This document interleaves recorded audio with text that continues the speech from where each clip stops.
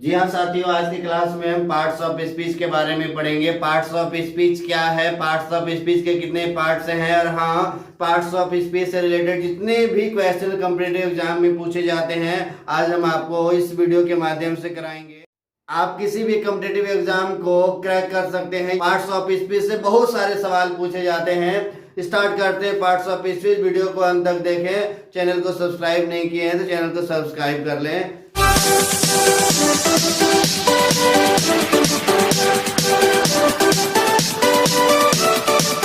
Let's start parts of speech. चलिए देखते हैं पार्ट्स ऑफ स्पीच को। पार्ट्स ऑफ स्पीच, पहले शब्द को तोड़ लेते हैं। पार्ट्स ऑफ स्पीच जो शब्द है, इस शब्द को तोड़ लेते हैं। पार्ट्स ऑफ स्पीच, कथन के भाग। किसके भाग? कथन के भाग। ये पार्ट्स ऑफ स्पीच का हिंदी हुआ।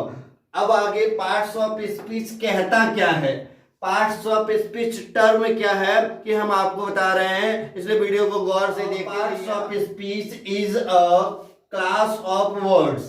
गौर से समझ लेना है। Parts of speech class of word होता है। क्या होता है?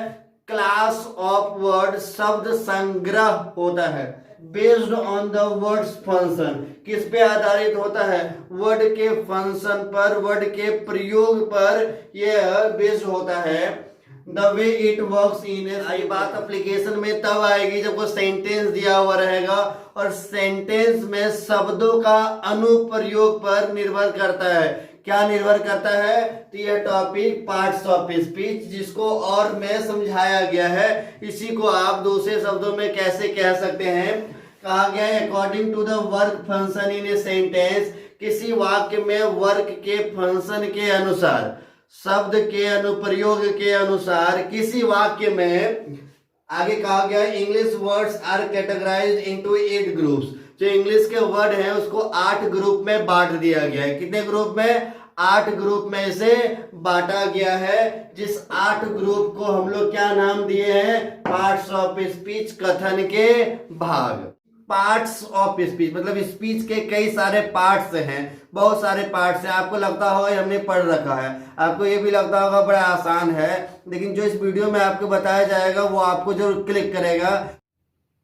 यदि आप वीडियो को पूरा देखते हैं तो विश्वास रखिए जितने भी कॉम्पिटिटिव एग्जाम में इससे रिलेटेड सवाल पूछे जाएंगे आप आसानी से उसे बना पाएंगे।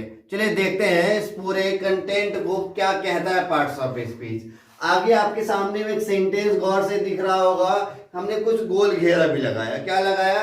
इस पार्ट्स ऑफ स्पीच का मतलब पार्ट्स ऑफ स्पीच के प्रत्येक भाग। अब सवाल उठ जाता है कि पार्ट्स ऑफ स्पीच के कितने भाग हैं। As we know that we have 8 parts of speech in English grammar that we can see on the board. हम बोर्ड के माध्यम से समझ सकते हैं कितने सारे हैं? 8 हैं पार्ट्स ऑफ स्पीच के। चलिए ये जो 8 पार्ट्स ऑफ स्पीच है जो आप देख रहे हैं बड़े गौर से, आपके सामने में जो दिखाई जा रही है पार्ट्स ऑफ स्पीच के अलग अलग एंगल से, जिसमें आप नाउन देख रहे हैं, प्रोनाउन देख रहे हैं, एडजेक्टिव है, वर्ब है, एडवर्ब है, प्रीपोजिशन है, कंजक्शन है, इंटरजेक्शन, इसी को तो कहते हैं, इसी को पार्ट्स ऑफ स्पीच कहते हैं। और ईच पार्ट, अब आगे समझना है, each parts of speech explain not what the word is. कहता है जब आप पार्ट्स ऑफ स्पीच को पढ़ते हैं तो पार्ट्स ऑफ स्पीच ये एक्सप्लेन नहीं करता है कि वर्ड क्या है, वर्ड क्या है ये एक्सप्लेन नहीं करता है। आगे क्या कहा गया है? But how the word is. लेकिन सबसे इंपॉर्टेंट बात क्या कहा गया है? कि वर्ड कैसा है ये हमें पता करना है, और इसी की जानकारी हमें पार्ट्स ऑफ स्पीच देता है। पार्ट्स ऑफ स्पीच हमें ये नहीं बताता है कि शब्द क्या है, हमें ये बताता है कि शब्द का इस्तेमाल कैसे करना है, शब्द का प्रयोग कैसे किया गया है। यही पार्ट्स ऑफ स्पीच में हमें सीखना है और जानना है। यदि हम मॉडर्न इंग्लिश ग्रामर को फॉलो करें तो आप इसमें ऐड कर सकते हैं, डिटरमाइनर्स को भी ऐड कर सकते हैं। एक इंपॉर्टेंट नोट याद रखना है, यह बिल्कुल सत्य है कि पार्ट्स ऑफ स्पीच वाले शब्दों का प्रयोग, क्या याद रखना है? कि पार्ट्स ऑफ स्पीच वाले शब्दों का प्रयोग वाक्य में नाउन के रूप में भी हो सकता है, एवं उसी वाक्य में उस नाउन के स्थान पे इसका प्रयोग एडजेक्टिव के रूप में भी हो सकता है या वर्ब के रूप में भी हो सकता है। इस डायग्राम को बड़े आप गौर से देखिए। हमने क्या बताया, पार्ट्स ऑफ स्पीच के अलग अलग पार्ट्स हैं, टोटल 8 पार्ट्स हैं, हमने ऐसा जाना अभी। Noun, pronoun, verb, adverb, adjective, preposition, conjunction, interjection, ये अलग अलग हिस्सा है। पहले टॉपिक को स्टार्ट करते हैं। नाम क्या है? नाउन। क्या नाम है? नाउन। बहुत सारे लोगों को लगता होगा नाउन के बारे में जान ही रहे, वीडियो देख करके क्या फायदा होगा, पढ़े तो हैं। वही चीज हमें यहाँ बताई जाएगी। यदि आप ऐसा सोच रहे हैं तो गलत सोच रहे हैं, वीडियो को छोड़ कर ना जाए, वरना नाउन, प्रोनाउन, वर्ब, एडवर्ब, ये जितने भी पार्ट्स ऑफ स्पीच के अलग अलग हिस्से हैं, इस टॉपिक से सवाल यदि आपसे पूछे जाएंगे तो आपको रूल पता ही नहीं होगा। आप छोटे छोटे चीजों को आपको ऐसा लग रहा होगा कि आप जानते हैं और आप गलत ऑप्शन टिक लगा के आ जाएंगे। इसलिए वीडियो को बड़े गौर से देखिए और सीखने का प्रयास कीजिए। चलिए नाउन, अब बात करते हैं नाउन की। हम लोग पहली बार सोचना हिंदी में शुरू करते हैं, क्योंकि जब भी हम सोचते हैं हिंदी में सोचते हैं। जी हाँ, आप भी सोच रहे होंगे इस नाउन को हिंदी में क्या कहते हैं? संज्ञा कहते हैं। ये परिभाषा इंपॉर्टेंट नहीं है, और परिभाषा रट लेना ये बहुत बड़ी बहादुरी नहीं है। इससे जो सवाल पूछे जाते हैं ना, वो किस तरह के सवाल पूछे जाते हैं, इस सवालों को कैसे बनाया जाएगा, ये सारी बात हम आपको इस वीडियो में बताएंगे। पहली बात हमने बताया कि नाउन, ये पहला टर्म है पार्ट्स ऑफ स्पीच का जो हमने स्टार्ट करा है, नाउन। नाउन को हिंदी में क्या कहते हैं? संज्ञा कहते हैं। हिंदी में चूंकि हम जानते हैं, उन्हें पढ़ भी रखा है कि किसी व्यक्ति, वस्तु, स्थान के नाम को संज्ञा कहते हैं। इंग्लिश में कैसे परिभाषित करेंगे? आप कह सकते हैं a noun is a naming word. क्या कह सकते हैं आप इसको? A noun is a naming word. हमें इस परिभाषा को दूसरे शब्दों में बोलना है। कैसे बोलेंगे? Any name, any name is called noun. Any name is called noun. अगला परिभाषा क्या है? A noun is the name of a person, place और ए थिंग। मतलब नाउन कुल मिलाकर के क्या बता रहा है कि नाउन किसी नेम को डिनोट करता है। किसे डिनोट करता है? नेम को। एनी नेम, नेम किसी नाम को जो डिनोट करता है। सर एक और परिभाषा आप हमको दीजिए तो, word that stands for name is called noun। अब तक हमने क्या देखा कि नाउन को ही अलग अलग रूप में हम कह सकते हैं। सब मिला करके ना एक ही कॉन्सेप्ट है कि नाउन नेम को डिनोट कर रहा है, हो पर्सन का हो, प्लेस का हो, थिंग का हो। ये सारी बातों को हम नाउन के माध्यम से सीखते हैं और एक ही वर्ड सीखते हैं जिससे नेम को डिनोट किया जाता है। ठीक, उम्मीद है कि यहां तक समझ में आ रहा होगा। यदि आपको एक परिभाषा ना पूछ के डायरेक्ट आपसे पूछा जाएगा कि परिभाषा तो हम जान लिए, बताओ दोस्त नाउन है क्या? बताओ साथियों नाउन है क्या? यदि आपसे पूछ लिया जाए तो आप क्या जवाब देंगे?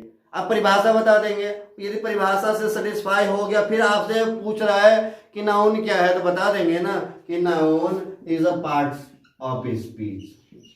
क्या बता देंगे?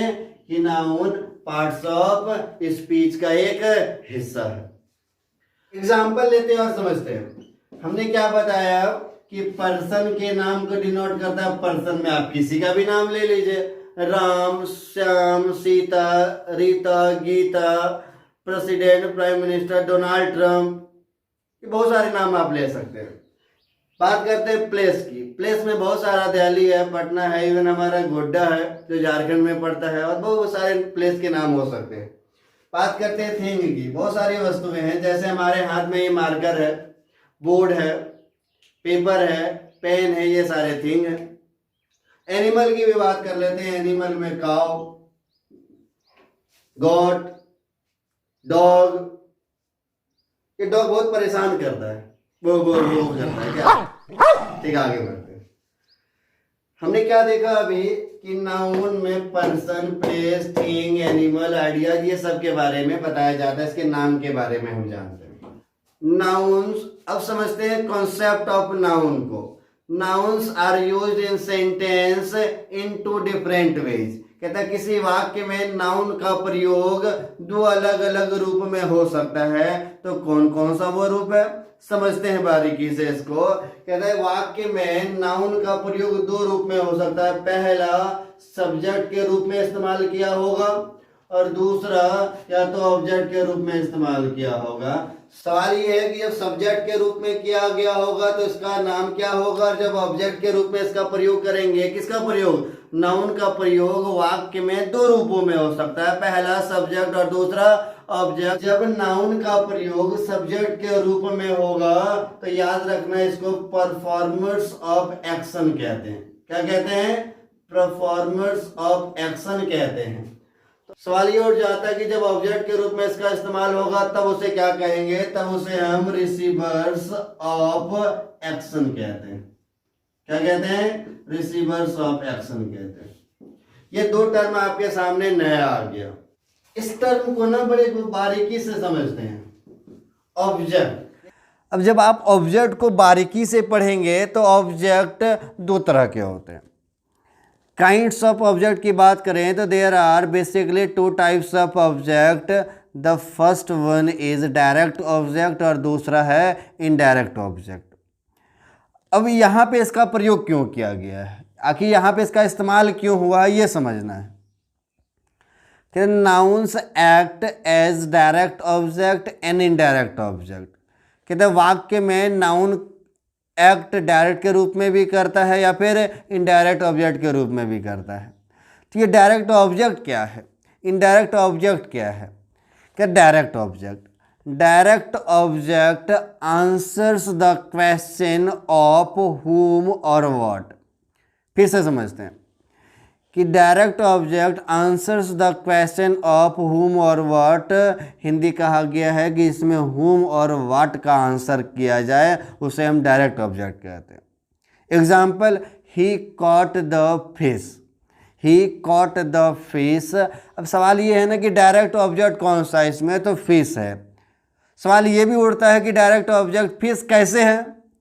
अब हमने क्या बताया थोड़ी देर पहले कॉन्सेप्ट कि whom और what का जिसमें आंसर किया जाए उसी को तो डायरेक्ट ऑब्जेक्ट कहते हैं। ही कॉट द फिश, उसने क्या पकड़ा, उसने मछली पकड़ा, उसने फिश पकड़ा। तो क्या का जवाब मिल रहा है, उसने पकड़ा तो, लेकिन क्या पकड़ा, तो फिश पकड़ा। ये फिश डायरेक्ट ऑब्जेक्ट हो जाए क्योंकि whom और what का जिसमें आंसर करते हैं उसी को हम डायरेक्ट ऑब्जेक्ट कहते हैं।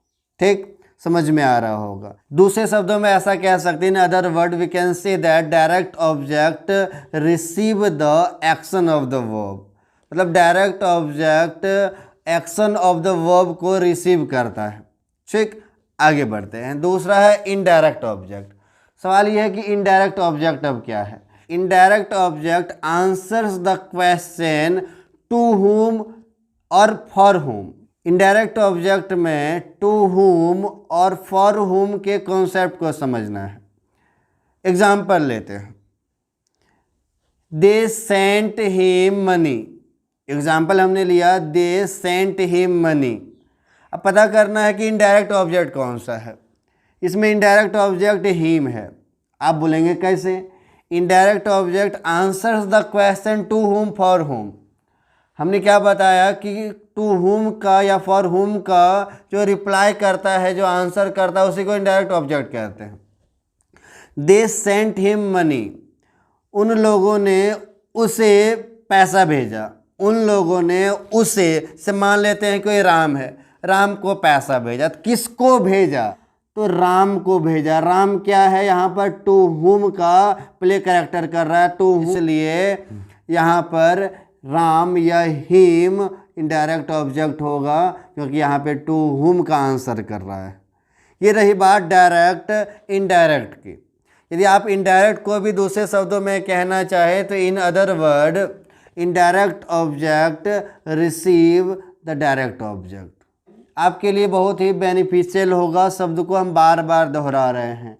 मेरे बार बार कहने का अर्थ ये है कि आप इस पूरे टॉपिक को गौर से समझ लें, इसका एप्लीकेशन करें, इस्तेमाल करें, तो फिर आप सीख जाएंगे।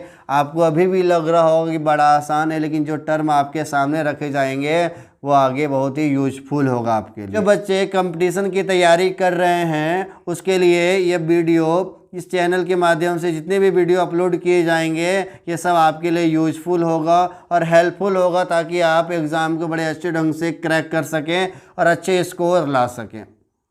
यदि वीडियो आपको अच्छा लगा हो तो लाइक करें, यदि आपको वीडियो पसंद आया हो तो दोस्तों में शेयर करें, और यदि वीडियो सच में क्लिक कर गया आपको ऐसा लग रहा है कुछ सीखने को मिला, तो आप कमेंट में यस टाइप ज़रूर करें, ताकि हमें पता चलेगा कि हम आपको समझाने में सफल हो पा रहे हैं। चैनल को सब्सक्राइब कर लें, सब्सक्राइब बटन के बगल में ही बेल आइकन है उसे दबा लें, ताकि प्रत्येक नोटिफिकेशन आप तक पहुंचते रहे। Hope you enjoy the video.